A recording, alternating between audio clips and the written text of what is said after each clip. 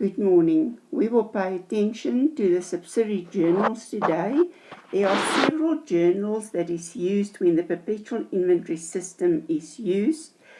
If there's credit purchases, so we buy goods on credit from the creditors, we will receive an invoice and the suppliers will give the goods with the invoice to us and we will pay them later, and this will be recorded in the creditors journal.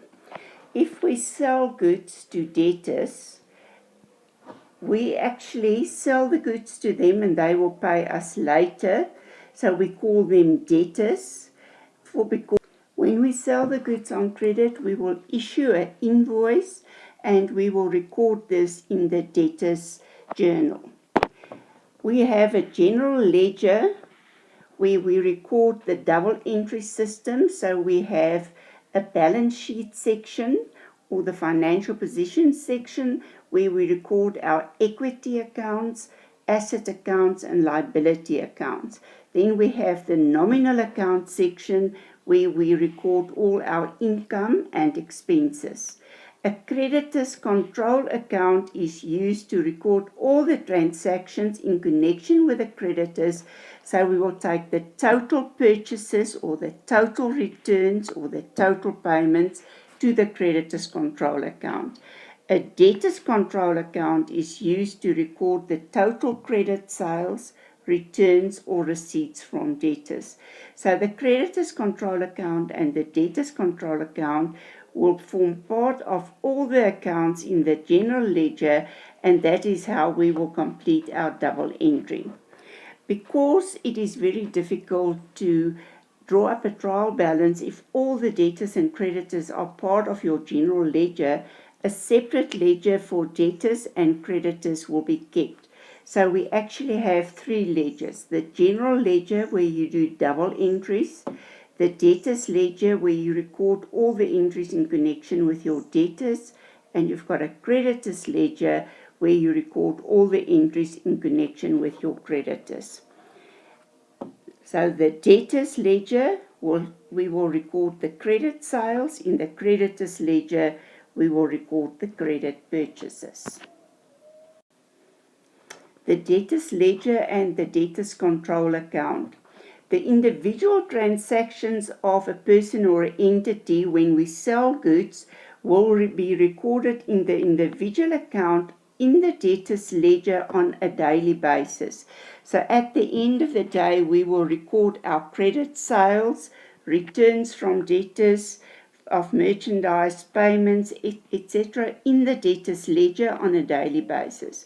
After each transaction, a balance is determined so that you can see what is the outstanding amount of the debtors.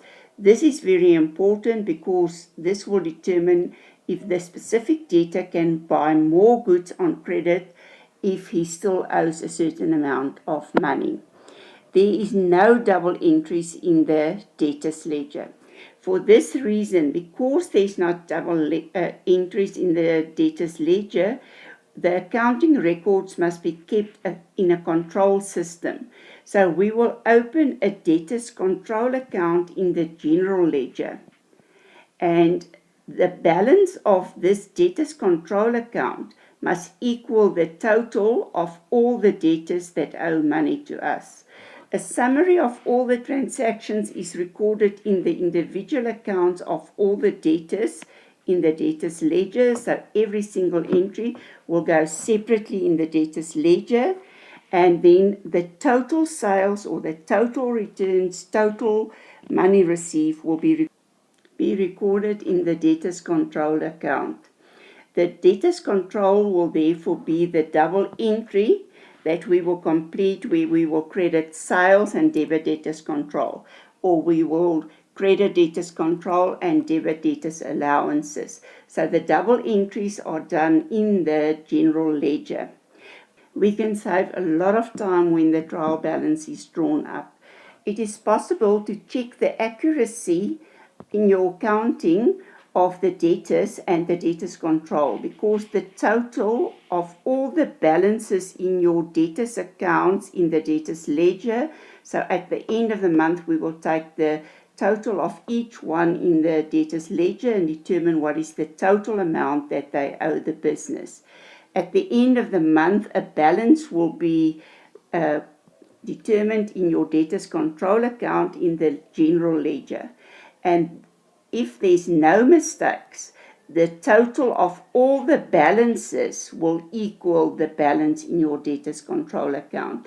Then you know that you didn't make mistakes when you transferred information to the debtors ledger or to the debtors control account. We will also open a creditors ledger and a creditors control account. So the creditors ledger, we will open an account for every supplier that we buy from, and we will have an individual account for each supplier. And in this creditors ledger, we will record the credit purchases, returns of merchandise, or payments to creditors. And after every transaction, we will calculate the balance on a daily basis so that we can see what is the outstanding amount, that we know exactly how much we owe the creditors, so that we can take advantage of discounts if we pay within a certain time, or if we pay that we can prevent to be charged with interest. Because the creditors ledger is not a double entry system, we will also have to open a creditors control account in the general ledger so that we can record the total purchases, total returns, or total payments made in the creditors control account. The creditors control account is therefore a summary of all the transactions that we recorded in the individual accounts of the creditors in the creditors ledger. The total of the credit purchases, total returns and payments to the creditors are recorded in this creditors control account, while the individual entries is recorded in the individual account of the creditor, and in the creditors ledger we don't have any double entries. We can save a lot of time when we record the creditors control balance in the trial balance instead of having a balance for every creditor that we owe money to. The total of all these balances of the accounts in the creditors ledger must be equal to the balance of the creditors control account in the general ledger. If it's not equal, it means that there's a mistake somewhere.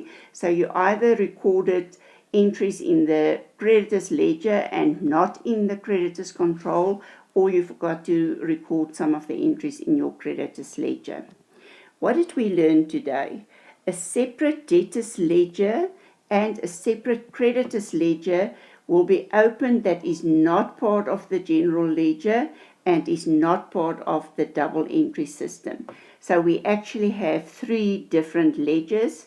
The general ledger, where we do a double entry for every transaction, a debtors ledger where we record the entries of every individual debtor in its own account, a creditors ledger where we record the entries of every creditor in the individual account.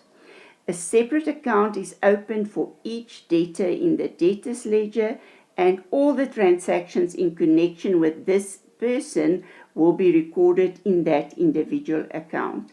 A separate ledger is opened in the creditors ledger for every creditor, and all the individual transactions in connection with them will be recorded in this creditors ledger.